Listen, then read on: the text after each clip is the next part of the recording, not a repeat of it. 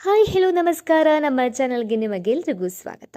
ಇವತ್ತು ನಾವು ಕಿರುತೆರೆಯ ಜನಪ್ರಿಯ ನಟಿ ಜೊತೆಯಲ್ಲಿ ಸೀರಿಯಲ್ನ ಮೀರಾ ಅಥವಾ ಲಕ್ಷ್ಮೀ ನಿವಾಸದ ನೀಲು ಎಂದೇ ಖ್ಯಾತರಾದ ಮಾನಸ ಮನೋಹರ್ ಅವರ ಜೀವನದ ಬಗ್ಗೆ ಮಾತಾಡೋಣ.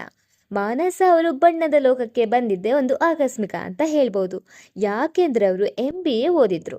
ಇವರು ಮಿಸ್ ಕರ್ನಾಟಕ ಪಟ್ಟ ಗೆದ್ರು. ಅಶ್ವಿನಿ ನಕ್ಷತ್ರ, ಶುಭ ವಿವಾಹ ಅಂತ ಸೀರಿಯಲ್ಗಳ ಮೂಲಕ ನಟನೆ ಆರಂಭಿಸಿದ್ರು ಇವರು. ಮೀರಾ ಪಾತ್ರ ಮೂಲಕ ಜೊತೆಯಲ್ಲಿ ಅಂತೂ ಕನ್ನಡಿಗರ ಮನೆ ಮಾತಾದ್ರು. ತೆರೆ ಮೇಲೆ ಕಟ್ಟುನಿಟ್ಟಿನ ಆಫೀಸರ್ ಆಗಿ ಕಾಣಿಸ್ಕೊಂಡ್ರು. ಹಾಗೆ ಲಕ್ಷ್ಮೀ ನಿವಾಸದಲ್ಲಿ ಖಡಕ್ ವಿಲನ್ ಆಗಿ ಕಾಣಿಸ್ಕೊಂಡ್ರು. ಆದರೆ ಅವ್ರ ನಿಜ ಜೀವನದಲ್ಲಿ ಒಂದು ನೋವಿನ ಕತೆ ಇದೆ.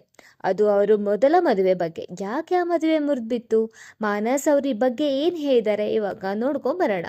ಮಾನಸ ಅವರ ಮೊದಲ ಮದುವೆ ನಡೆದಿದ್ದು ಅವರ ಚಿಕ್ಕ ವಯಸ್ಸಿನಲ್ಲೇ. ಆಗ ಅವರ ವೃತ್ತಿ ಜೀವನದ ಆರಂಭದಲ್ಲಿದ್ರು. ಆದ್ರೆ ಆ ಸಂಬಂಧ ಅವರು ಅನ್ಕೊಂಡಂಗೆ ಇರಲೇ ಇಲ್ಲ. ಮಾನಸ ಅವರು ಇತ್ತೀಚಿನ ಸಂದರ್ಶನಗಳಲ್ಲಿ ಹೇಳ್ಕೊಂಡಿದ್ದಾರೆ, ಆ ಮದುವೆಯಲ್ಲಿ ದೈಹಿಕವಾಗಿ ಒಂದಾಗಿದ್ವಿ, ಆದರೆ ಭಾವನಾತ್ಮಕ ಸಂಬಂಧನೇ ಇರಲಿಲ್ಲ. ಅಂದರೆ ಮನಸ್ಸುಗಳೇ ಒಂದಾಗಿರಲಿಲ್ಲ. ಅವರಿಬ್ಬರ ನಡುವೆ ಯಾವುದೇ ಕೆಟ್ಟ ಜಗಳ ಮತ್ತು ದ್ವೇಷ ಇರಲಿಲ್ಲ ಅಂತೆ. ಆದರೆ ಅವರ ಆಲೋಚನೆಗಳು ಬೇರೆ ಬೇರೆ. ನಾನು ಎಡಕ್ಕೆ ಹೋದರೆ ಅವರು ಬಲಕ್ಕೆ ಹೋಗ್ತಾ ಇದ್ರು ಎಂದು ಮಾನಸ ಅವರು ವಿವರಿಸಿದ್ದಾರೆ. ಸುಮಾರು 5 ವರ್ಷಗಳ ಕಾಲ ಅವರು ಈ ಸಂಬಂಧನ ಉಳಿಸ್ಕೊಳ್ಳೋಕೆ ಪ್ರಯತ್ನ ಮಾಡಿದ್ರಂತೆ. ಆದರೆ ಕೊನೆಗೆ ಮನೆಯವರ ಒಪ್ಪಿಗೆ ಮೇರೆಗೆ ವಿಚ್ಛೇದನ ಪಡೆದರು.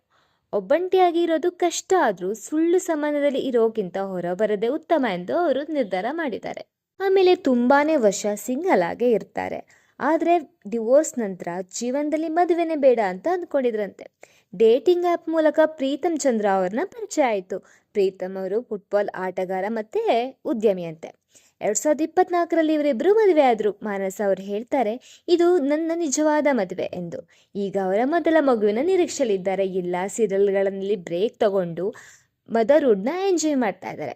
ಮಾನಸ ಅವರ ಈ ಕತೆ ನಿಮಗೆ ಏನನ್ನಿಸ್ತು? ಜೀವನದಲ್ಲಿ ಒಂದು ತಪ್ಪು ನಿರ್ಧಾರ ಜೀವನನೇ ಮುಗೀತು ಅಂತಲ್ಲ, ಧೈರ್ಯದಿಂದ ಮುನ್ನಡೆದರೆ ದೇವರು ಮತ್ತೊಂದು ಉತ್ತಮ ಅವಕಾಶ ಕೊಡ್ತಾನೆ. ನಿಮಗೆ ಮಾನಸ ಮನೋಹರ್ ಅವರ ಅಭಿನಯ ಇಷ್ಟನಾ? ಕಮೆಂಟ್ ಮಾಡಿ ತಿಳಿಸಿ. ಇಂತಹ ಇನ್ನಷ್ಟು ವಿಡಿಯೋಗಳಿಗಾಗಿ ನಮ್ಮ ಚಾನಲ್ನ ಸಬ್ಸ್ಕ್ರೈಬ್ ಮಾಡಿಕೊಡಿ. ಧನ್ಯವಾದಗಳು.